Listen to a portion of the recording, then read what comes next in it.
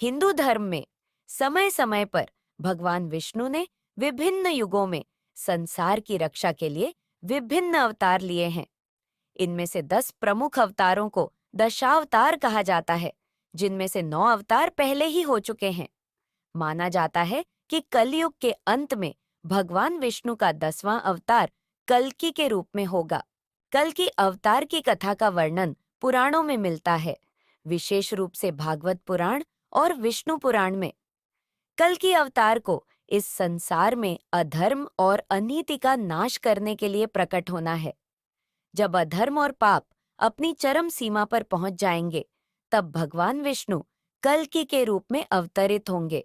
कहा जाता है कि कल्कि अवतार एक सफेद घोड़े पर सवार होकर आएंगे और उनके हाथ में एक चमचमाती तलवार होगी। उनके आगमन के समय पृथ्वी पर इतना पाप बढ़ जाएगा कि धर्म का कोई नामो निशान नहीं रहेगा।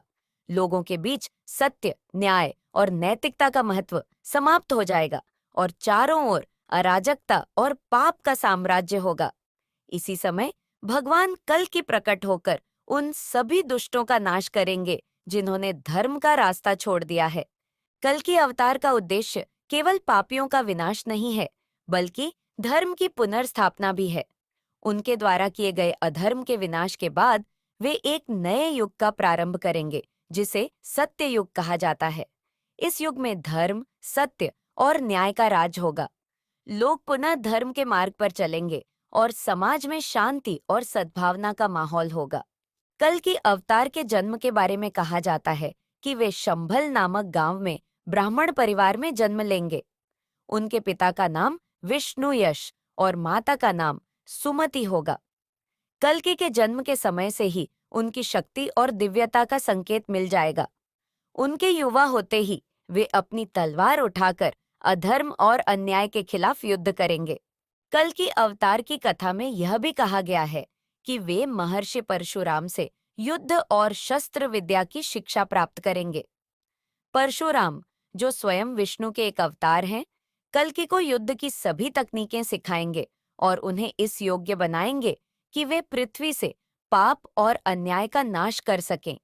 कल्कि अवतार के बारे में एक और महत्वपूर्ण बात यह है कि उनके द्वारा किए गए कार्यों के बाद सत्य युग का प्रारंभ होगा।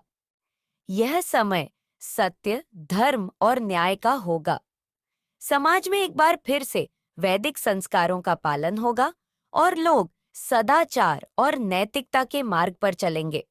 कल्कि अवतार की कथा का मुख्य संदेश यह है कि जब भी अधर्म और पाप अपनी चरम सीमा पर पहुंचते हैं, तब ईश्वर अवतरित होकर धर्म की पुनर्स्थापना करते हैं।